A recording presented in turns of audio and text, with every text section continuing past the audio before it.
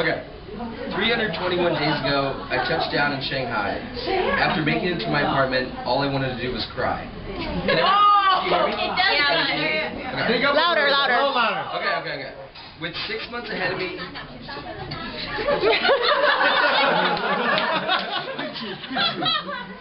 Okay, with 6 months ahead of me, I looked around to see my future peeps. Looking at their teeth really gave me the creeps. Upon my arrival, I knew of one girl in this entire place, but with the hundreds of Asians at Harvard Westlake, I couldn't differentiate the I prepared myself for the adventure ahead.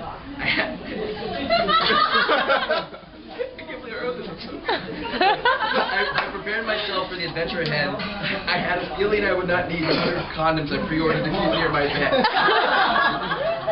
Did anyone hear that? That was good. Okay. Then it now goes downhill. My first night out was at dinner at Roosevelt with Janice and her crew. When she picked me up, I mistakenly thought her dad was Mr. Shifu. Later on that night, I made my first appearance on the Shanghai scene. I was surprised to see that nights out like that one are pretty routine. Of all of Janice's friends that night, one came over and gave me his card. Little did Eddie Wang know, it got me a little hard.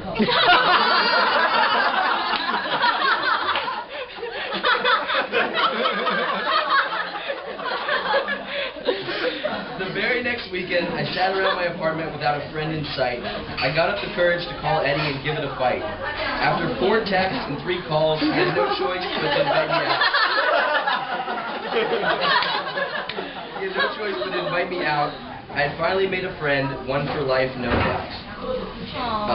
Eddie has always been there to remind me to keep it real. I'll never get sick of hearing that spiel. Thanks to Eddie, fists were ready to be thrown at Muse. Live by the sword, die by the sword. I think it was because of the booze. Then I met Howard, a guy with more tattoos than plain skin.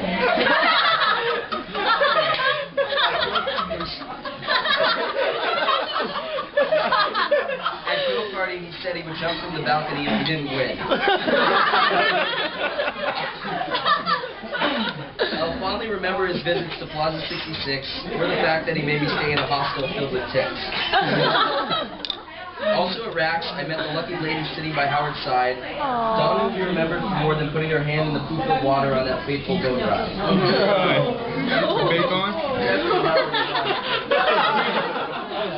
There was another guy in their little crew, a slightly overweight Frenchman who was also a Jew.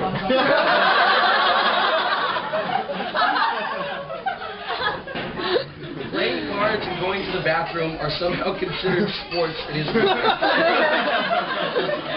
We would argue incessantly until there were no more examples we could find. In 10 years, we'll be setting up our Chelly Soloway talent shop, provided his stroking and kissing of Karen's breasts in public will one day stop. We're still yet to settle our tennis bet. 2,500 RMB for 3 straight sets without losing a game, I will not forget. Then Floppy came to town, a guy who loves to chew. Eddie gave him false expectations his first night after paying for a prostitute.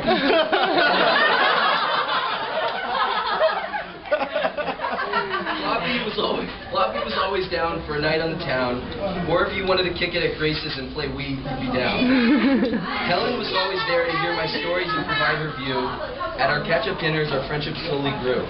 I know one day I'll get a call that Carpe Diem was bought out for millions of RMB, and that she has met her Italian husband, finally. My friendship with Evan started at a bar that's no longer around, and then it blossomed into pummeling him in badminton round after round.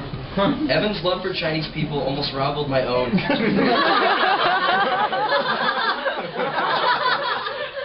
One day I will attend his wedding to rap-ass in the Pudong Free Trade Zone.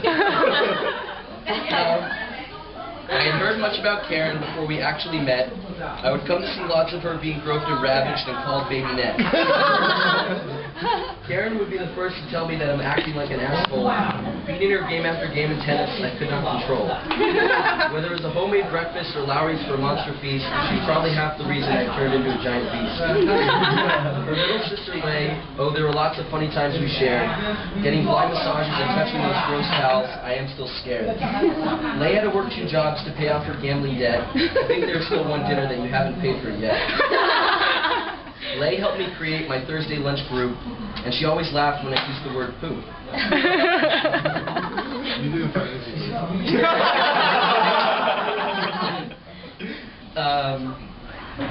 Luckily, we've managed to end things on a good note, so hopefully there'll be no more attacks on my throat.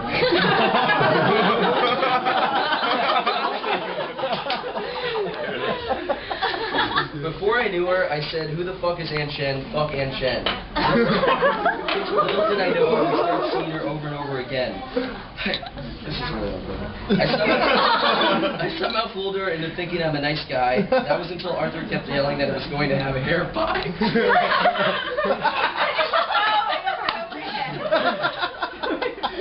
Say it in French or what was it?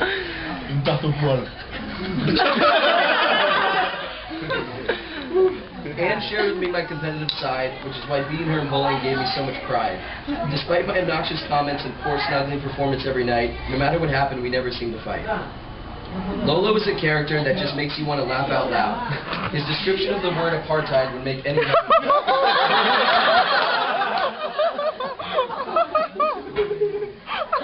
Though every time I see Lolo, he seems a little loopy. He would always make me laugh, especially when he talked about making a poopy. George was my savior when it came to work. He did pretty much everything for me without a single perk. At least someone could understand my hatred for certain people in the team and laugh when we heard about the big fella's grand scheme. I would try to bribe George to do my work by taking him out to eat, and my whereabouts in the office he would always keep discreet. When Jeff arrived in China, we were immediately forced to bond. During our romantic snuggle sessions in Vietnam, we grew fond. Jeff brings a lot to the table, though I'm not sure what. He's especially fond of doing it in the butt. Sorry.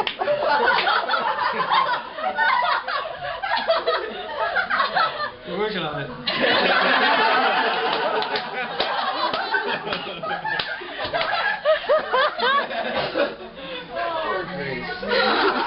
Jeff was the most loyal Thursday lunch group attendee. That's probably because his employment status left him pretty free. One fateful night at Muse, Jeff managed to woo Grace. It must have been his dance moves that led to their first embrace. I loved Grace before I met her for taking care of my friend Fred. We managed to become close even though she's 7 years ahead. It was pretty evident after a short while.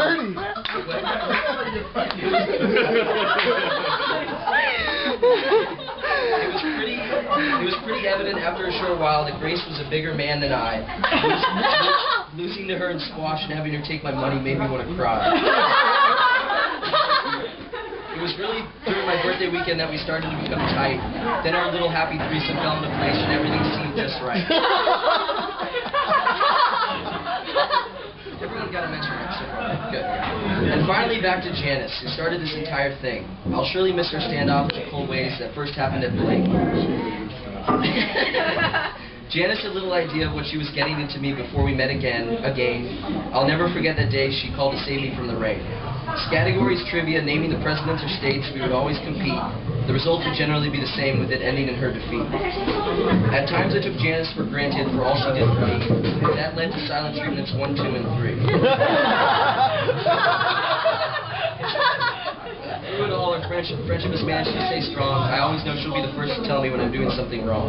Here, if I keep going any longer, you'll be convinced that I'm...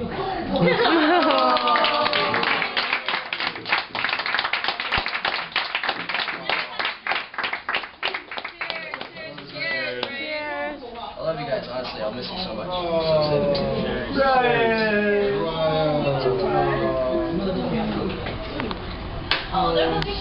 I don't know, leaving with a bang. That's a good speech. Not yet. That was a good speech.